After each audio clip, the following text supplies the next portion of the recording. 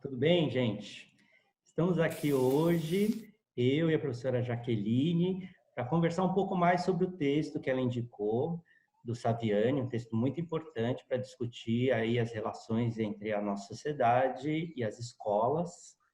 Então, eu gostaria de começar perguntando para a Jaque. Jaque, você acha que ainda hoje a gente pode pensar que estão vigentes nas escolas concretas a pedagogia tradicional, a pedagogia escola novista ou a pedagogia tecnicista, como o Demerval classifica? Bom, primeiro, oi para todo mundo, né? Mais uma semana que estamos aqui, agora numa conversa, né? Eu e você, Marcelo, para a gente pensar um pouco em alguns aspectos que eu gostaria de aprofundar no texto do Saviani. E se a gente for pegar no próprio texto, né? O Saviani, no momento, ele vai dizer que a escola passa a ser uma mescla dessas três propostas pedagógicas, né?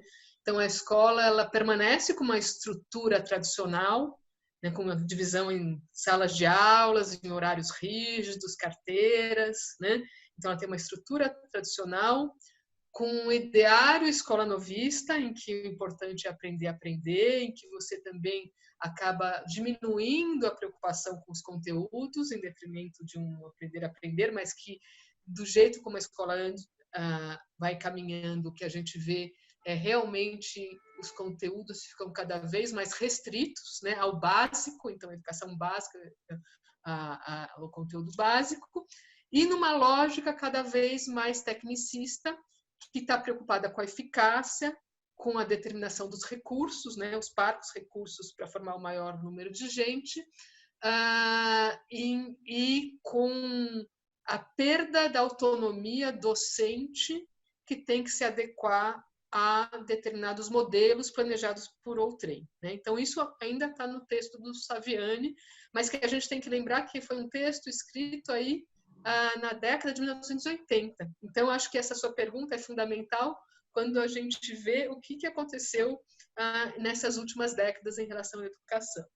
E o próprio Saviani ele vai se debruçar sobre isso em textos mais recentes, né? Mas eu acho que a gente pode pensar que há até um incremento, né, do que a gente podia chamar de um neotecnicismo ou juntamente com um neo-escolanovismo, né, que muda um pouco de figura. Então, nós estamos falando o quê? Né? De como as práticas pedagógicas, as teorias que vão iluminar determinadas teorias pedagógicas se relacionam com o momento do neoliberalismo em que a gente está imerso, né? Qual que é a relação entre neoliberalismo e neotecnicismo? Então, o que a gente vê é que há uma retomada das teorias do capital humano que o Saviani havia apontado lá na década de 80, né? Que é o investimento nas capacidades, nas habilidades e nas competências dos indivíduos, né? Não é à toa que hoje em dia fala-se muito em exatamente em competências e habilidades, que se a gente for pensar são termos que vêm do mundo do trabalho, não do mundo da educação. E, de repente, todo mundo fala em competência e habilidades, né? Mas isso, então, aliada à ideia da teoria do capital social. Então, a entrada na escola de outros personagens fora da educação, ONGs, os amigos da escola, né? As políticas que são empresas que vão adotar escolas, né? Então, acho que a gente tem uma nova categoria de grupos empresariais, às vezes sem fins lucrativos, que vão começar a determinar como serão as políticas educacionais. Então, essa entrada, a gente poderia pensar que isso seria uma característica do neotecnicismo. Um modelo produtivo que não é mais do Fordismo lá, né, de cada um faz de divisão das atividades, mas do toyotismo. Deixa eu me explicar melhor, né? Mas a ideia que vem do toyotismo, do trabalho em equipe, de flexibilidade, de cooperação, todo mundo agora precisa ser, ao mesmo tempo, especialista, mas generalista. Então, ideias como essas que vêm do mundo do trabalho, entram nas propostas pedagógicas, mas enfatizando essa dimensão dos meios, né? E não centrado no aluno nem no professor, como era o tecnicismo, né? Você está dando para entender, vai me interrompendo, né? Mas só para falar. Então, a ideia de competências e habilidades, esta dimensão de que da primazia do método, mas mais do que isso, diferentemente do momento lá do tecnicismo, em que a ideia era formar o maior número de gente, gastando a menor quantidade de recursos para ter uma ideia de produtividade em prol do desenvolvimento do país. Isso muda de figura. Agora é em prol do desenvolvimento do indivíduo, para esse indivíduo conseguir se manter empregável. Na verdade, ele entrar no mercado de trabalho e permanecer nesse mercado de trabalho. Então, a ideia de empregabilidade, ela é muito importante, né? E daí toda essa dimensão que está muito presente das políticas neoliberais, que se fala muito, da meritocracia, da responsabilização individual. Você, com a sua qualificação, é o responsável por se manter empregável, para permanecer empregável. Então, isso dá um grau maior de responsabilização do indivíduo, né? A gente podia até puxar o lema da escola novismo, aprender a aprender, né? Acho que dá uma... A gente podia, então, atrelado ao neotecnicismo, a um neo-escolanovismo, né? Que implica não mais na valorização dos processos de convivência e adaptação, que estavam no bojo do surgimento do escolanovismo, né? Mas na necessidade de constante atualização para garantir as condições de empregabilidade. Não é mais para eu me adaptar à sociedade, mas é para eu me manter empregável, né? E aí, talvez o que seja o ápice disso é a gente ver como isso se expressa nessas formas de avaliação gerais, universais, que invadiram as escolas nas últimas décadas, né? Como a Provinha Brasil, o Enem, o ENAD, o SAEB, o SARESP, no caso do estado de São Paulo, que vão, então, que implicam na maneira como se ensina, na maneira como se aprende, na destinação de verbas, em questões determinados locais, até em bônus salarial. O resultado dessas provas implica na própria salário do professor, né? Então, são todas questões externas ao processo da relação professor-aluno, mas que vão determinar como é. Então, acho que também é uma marca aí desse neotecnicismo. Então, eu diria que sim, que permanecem de maneira transformada, talvez até mais aprofundada, né? Então, é uma permanência com novas roupagens, com novas características, mas a base é a mesma.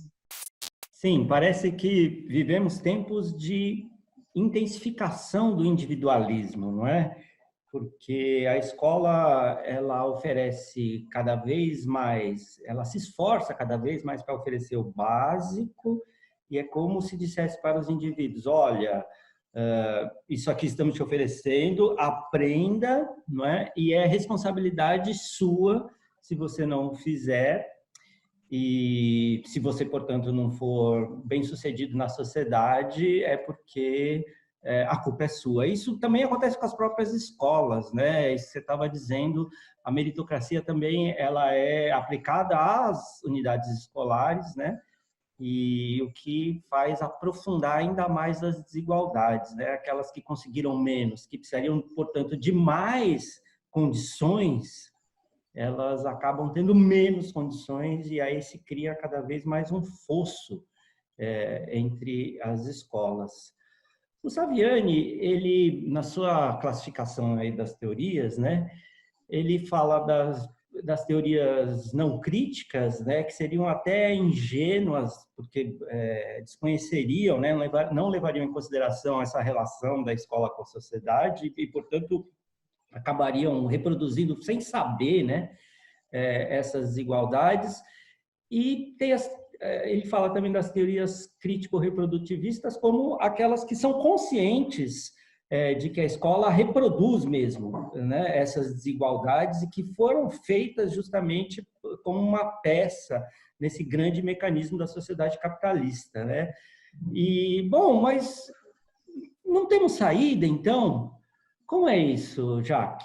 Assim, né? Fecha, era mentira o curso. Acabou, cada um agora fica com as suas coisas, não tem saída, né? Às vezes dá essa impressão. E o Saviani, ele vai se perguntar, é possível, então, construir uma teoria crítica, mas que não seja reprodutivista, né, da educação, né?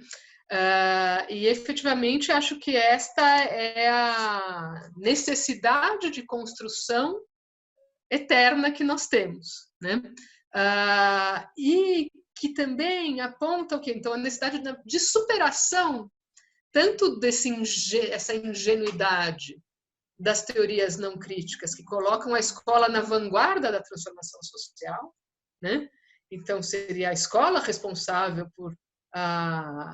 por equalizar as desigualdades sociais, sem jamais conseguir, ou, por outro lado, coloca a escola como uma mera reprodução do sistema social, né? Esquecendo, então, eu acho que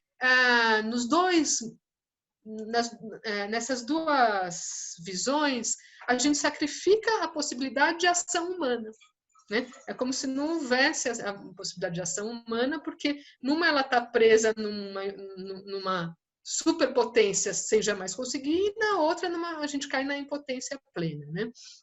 E então sacrifica-se a história. É como se a história fosse tivesse parado, na verdade não tivesse história, ela fosse algo em si, não tem tempo. E se a gente for pensar bem, acho que a gente tem que dar um elemento que ainda que exista um sistema escolar que de alguma maneira dentro da sociedade capitalista ele vai reproduzir esse sistema, nunca há a total dominação se a gente for olhar para a existência das contradições. Quer dizer, o ato pedagógico ele jamais é totalmente dominado, salvo em momentos de exceção, né, como em momentos totalitários, tal, onde você tenta a todo momento controlar o máximo possível. Mas acho que ainda assim a possibilidade de brechas. Mas isso vai mostrar então a necessidade da gente fazer uma ruptura, né, para construir uma teoria crítica da educação, uma ruptura tanto temática, né? Em vez da gente começar a olhar a escola de cima, como uma estrutura com suas formas de reprodução, mas talvez olhar para os fatores intraescolares e suas relações com a seletividade operada na escola. Intraescolares do quê? Olhar para o cotidiano escolar, o que acontece ali, né? Então, como são as práticas constituídas da vida diária escolar? Tentar entender a escola como uma construção social. Para isso, a gente precisa de novas teorias, né? Então, rupturas teóricas. Então, se, por um lado, os autores que o Saviani aponta das teorias crítico-reprodutivistas, eles são fundamentais para a gente entender essa relação, eles não dão conta da gente poder pensar na escola enquanto um lugar também de construção, de reprodução e construção. Então, precisamos de novas teorias, uma ruptura temática, uma ruptura teórica e uma ruptura política, né? Que é a superação da concepção liberal de escola, que está no bojo aí das teorias não críticas, a escola como vanguarda de mudança, mas também superação da tese reprodutivista, né? E dentro aí se a gente for pensar dos autores que vêm dado elementos para a gente pensar a escola nesse sentido, a gente poderia trazer, por exemplo, a filósofa húngara Agnes Heller, né? Autora de livros como a Sociologia da Vida Cotidiana, o Cotidiano Histórico, que ela vai dar elementos para a gente pensar no cotidiano enquanto aquele lugar, entre aspas, aquele momento dos hábitos, dos costumes, da necessidade da reprodução da vida, que a gente faz meio sem pensar. Mas também que neste cotidiano é possível que aconteça emergências de momentos de não cotidianeidade que são a negação viva disso que se reproduz, né? Que é o momento que a gente transforma em estranho aquilo que nos é familiar. Né? Então, na escola, eu acho que o trabalho da escola ele é imerso no cotidiano. Né? Tá lá os professores dando aula, os alunos, tanta coisa, a gente mal pode pensar sobre aquilo que tem. Agora, a escola contém em si uma beleza muito grande, que a potencialidade, por exemplo, se por mais que ela seja reprodutora, ela dá as ferramentas para a gente pensar e entender esse processo de reprodução. Então, ela traz a negação disso que ela mesma faz. Ela dá os elementos para a gente pensar. Ela tem uma potencialidade de nos ajudar a pensar na própria reprodução e a se contrapor a ela. Não é a escola a única instituição a fazer, nem o único lugar. Acho que isso pode acontecer, sei lá, em movimentos sociais, nas práticas diárias, em movimentos políticos, mas a escola ela tem um papel importante porque ela traz as ferramentas conceituais e de construção do conhecimento, né? Que faz a própria negação disso, por um lado. E, por outro lado,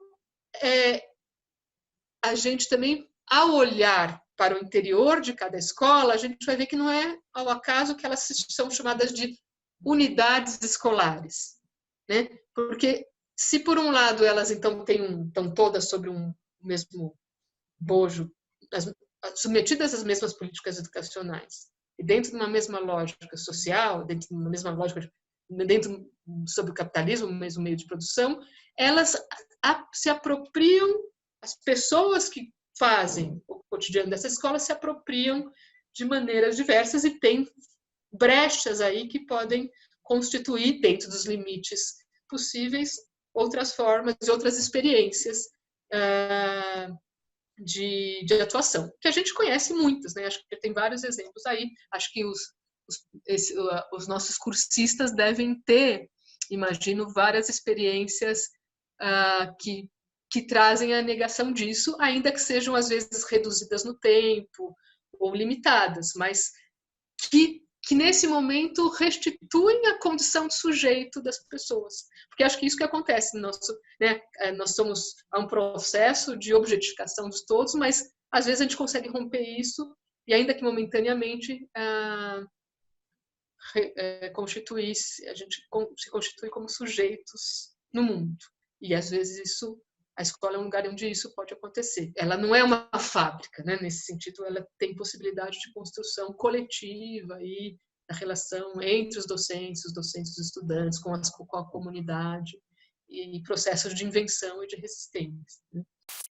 É muito interessante pensar isso mesmo, né? Pensar que o sistema escolar, as políticas públicas, né, para a educação são as mesmas, né, para todas as escolas de determinado sistema, de determinada rede municipal, estadual, não é?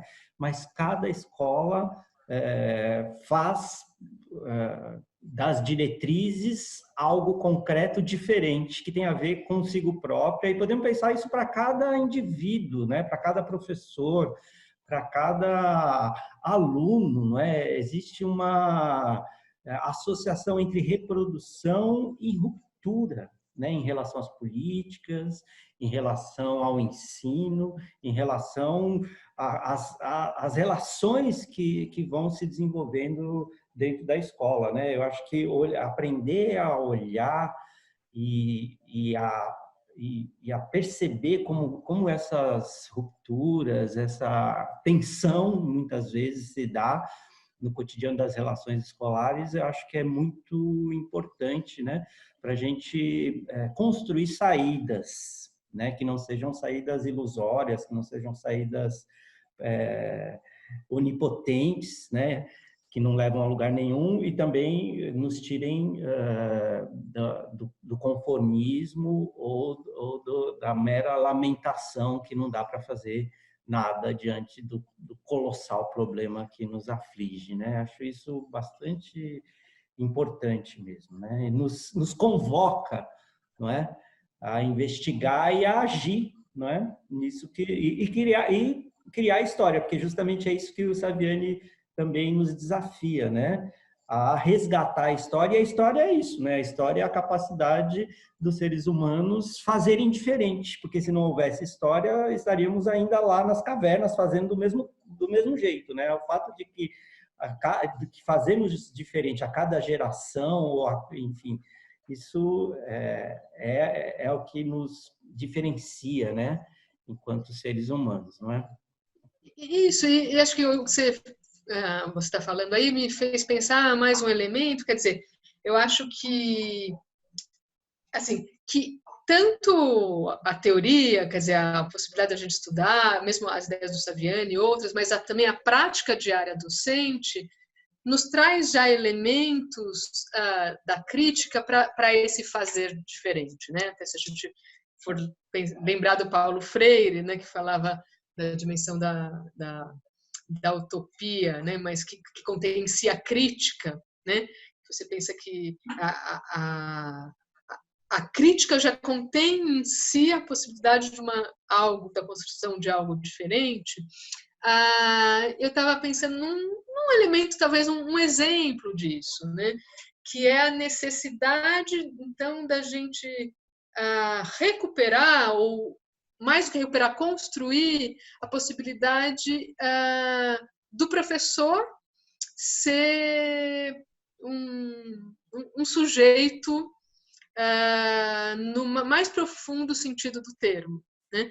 Porque acho que o que a gente vem assistindo nos últimos tempos é cada vez mais o professor se convertendo num operário do giz, no sentido em que ele tem muito pouca autonomia sobre seu processo de trabalho, né? Então, você tem vários pacotes pedagógicos que se intercalam, né, que vão um substituindo o outro, ao qual o professor tem que se adaptar a determinados conteúdos, né, que seja o caderno, que seja etc. Então as coisas vão se sobrepondo, a base nacional curricular comum, ou antes era outra coisa. E agora, em plena pandemia, quando nós estamos, então todos tendo que se haver, a gente vê com muito sofrimento, normalmente, as tecnologias que reinventar maneiras de dar o conteúdo que é decidido por outro, de uma maneira que é decidida por outro, e ele é um mero, vamos dizer, agente disso. Então, há uma redução da sua humanidade, uma redução da sua possibilidade de ação como sujeito, né? E aí eu me lembrei de um estudo na área da psicologia social, realizada por uma psicóloga chamada Leni Sato, que foi pesquisar, já faz bastante tempo no seu mestrado, o que era o trabalho penoso, né? Então, porque eu não sei se vocês sabem, mas tem 3 tipos de categorias de trabalho que recebem adicional. Você tem o adicional de insalubridade, o adicional de periculosidade e o adicional de penosidade, né? Sendo que os 2 primeiros são muito objetivamente determinados. Então, o que é um trabalho periculoso? É um trabalho que envolve algum risco de acidente ou de vida do trabalhador, né? Então, alguém que trabalha com eletricidade, né, tem que subir nos postes, né, trabalhando na companhia de eletricidade, ou policial, né, bombeiro, esses são todos considerados trabalhos periculosos e recebem o adicional de periculosidade, né?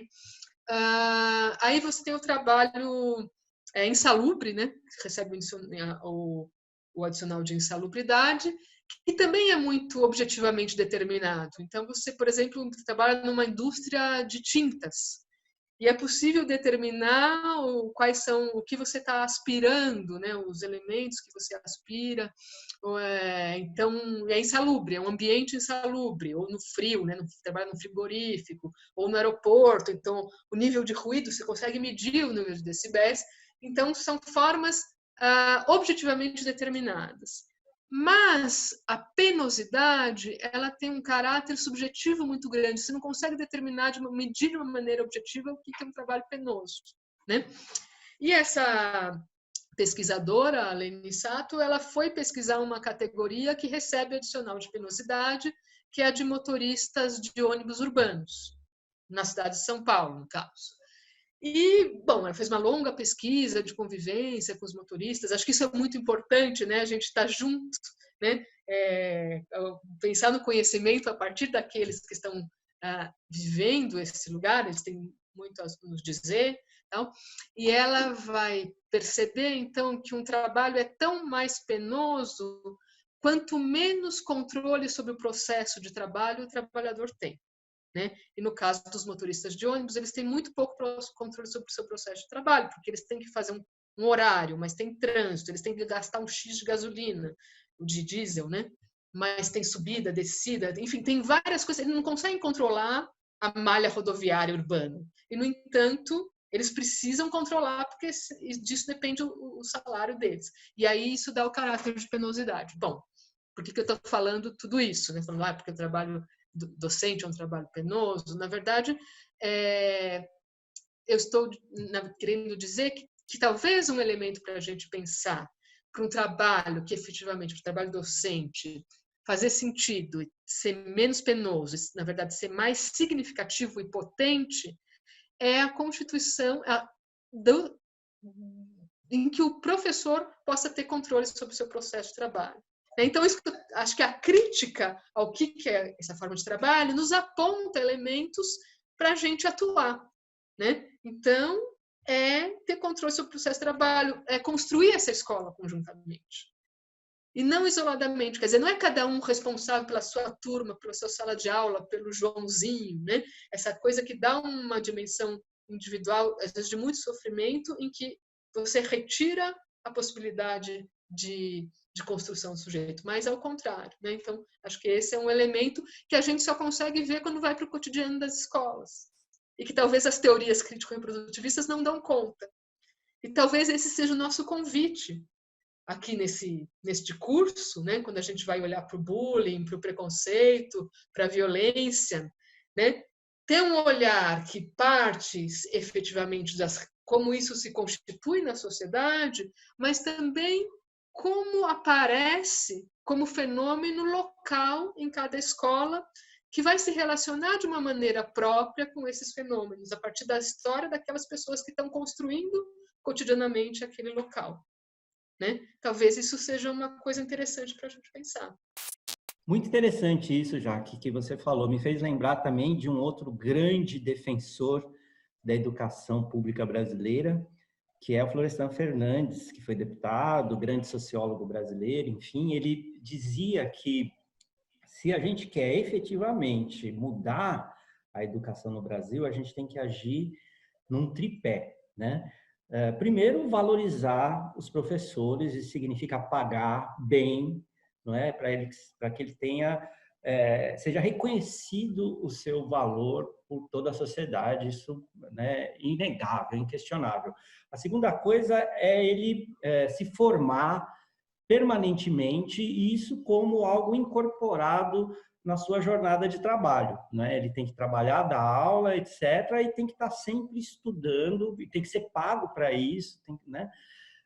E a terceira, que tem a ver diretamente com isso que você está falando, ele tem que ser dono do seu próprio trabalho, ele tem que ser o gestor das atividades educacionais, né? E não somente estar sujeito ao que outras pessoas decidem e mandam ele fazer, né? Com certeza isso modificaria completamente o estatuto dele, né? Ele passaria a ser, então, ao invés de objeto aí das rotinas e estar sempre aí tendo que se movimentar de acordo com o que acontece na escola, nunca tem o governo das coisas, né?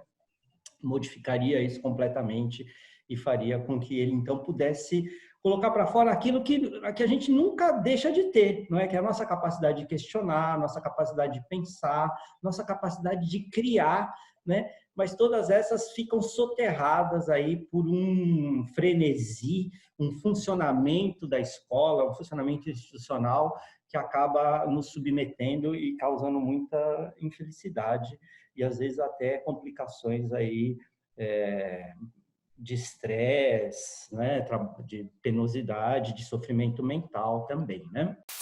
Bom, acho que nós cumprimos aí o que a gente tinha pensado para essa entrevista. Muito bem, eu gostaria de agradecer a oportunidade e continuamos juntos aí pensando e recriando o nosso trabalho e a nossa vida na escola. Muito obrigado. Obrigada e até a próxima.